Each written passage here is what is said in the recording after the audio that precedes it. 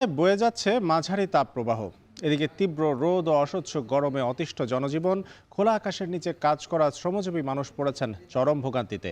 দুপুর ৩টায় জেলার সর্বোচ্চ তাপমাত্রা ৩৭.৫ ডিগ্রি সেলসিয়াস রেকর্ড করেছে আবহাওয়া অফিস। বিস্তারিত জানাতে চুয়াডাঙ্গা থেকে যুক্ত হয়েছেন অনিক চক্রবর্তী। অনেক তাপপ্রবাহ যেটা চলছে আর কতদিন চলতে পারে, কোনো কিছু কি জানিয়েছে আবহাওয়া অফিস? একটু জানাবেন আমাদের। আরিফিন, আসলে গত কয়েক সপ্তাহ ধরেই কিন্তু ধীরে ধীরে তাপপ্রবাহ বাড়তে শুরু করেছে চুয়াডাঙ্গাতে। এই আহ, এই চলতি সপ্তাহতে কিন্তু আসলে তাপপ্রবাহ অনেকটাই বেড়ে গেছে।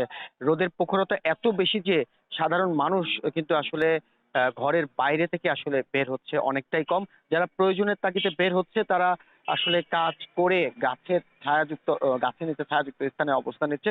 চুয়াডাঙ্গার আবহাওয়া অফিস আজকে দুপুর ৩টায় চুয়াডাঙ্গায় তাপমাত্রা রেকর্ড করেছে ৩৭.৫ ডিগ্রি সেলসিয়াস। এই সময় বাতাসের আর্দ্রতা ছিল ৫৭%। অর্থাৎ যে বাতাসটা বয়ে যাচ্ছে সেই বাতাসটা কিন্তু আসলে তীব্র আসলে গরম অনুভব হচ্ছে, যার ফলে কিন্তু গরমের যেই তীব্রতা সেটি কিন্তু অনেকটাই আসলে বেশি। চুয়াডাঙ্গার আবহাওয়া অফিস এই মুহূর্তে কোনো সুখবর দিচ্ছে না আরিফিন। চুয়াডাঙ্গার আবহাওয়া অফিস বলছে যে সামনে যে দিনগুলো আসছে সেই দিনগুলো কিন্তু আরো ভয়াবহ হবে। অর্থাৎ তাপমাত্রা ৩৮, ৩৯, ৪০, ৪১ ডিগ্রি ঘরে পর্যন্ত চলে যেতে পারে চুয়াডাঙ্গার আবহাওয়া অফিস এমনটাই বলছে।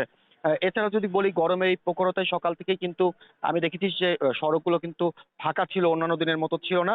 পাশাপাশি যে যানবাহনগুলো ছিল সেই যানবাহনগুলো কিন্তু আজকে অনেকটাই কম। চুয়াডাঙ্গা সদর হাসপাতাল সহ উপজেলার যে স্বাস্থ্য কমপ্লেক্স গুলো আছে, 4টি স্বাস্থ্য কমপ্লেক্স, সেখানে কিন্তু গরমজনিত রোগ নিয়ে রোগীরা ভর্তি হয়। এসব রোগীর মধ্যে কিন্তু শিশুর সংখ্যা বেশি। চিকিৎসকদের পক্ষ থেকে নানাভাবে পরামর্শ দিচ্ছেন, গরমের এই সময় শিশুদের প্রতি বাড়তি নজর দেওয়ার পরামর্শ দিচ্ছেন চিকিৎসকরা। বেশি বেশি খাবার, স্যালাইন এবং খাবার পানি পান করার পরামর্শ দেওয়া হচ্ছে। তো গরমের যে পরিস্থিতি সেটি কিন্তু সামনের দিকে আরো ভয়াবহ হবে চুয়াডাঙ্গাতে। এই ছিল সবশেষ গরম পরিস্থিতি নিয়ে চুয়াডাঙ্গা থেকে আমার কাছে সবশেষ। আরিফিন। তাপপ্রবাহের খবরাখবর জানাচ্ছিলেন চুয়াডাঙ্গা থেকে অনিক চক্রবর্তী।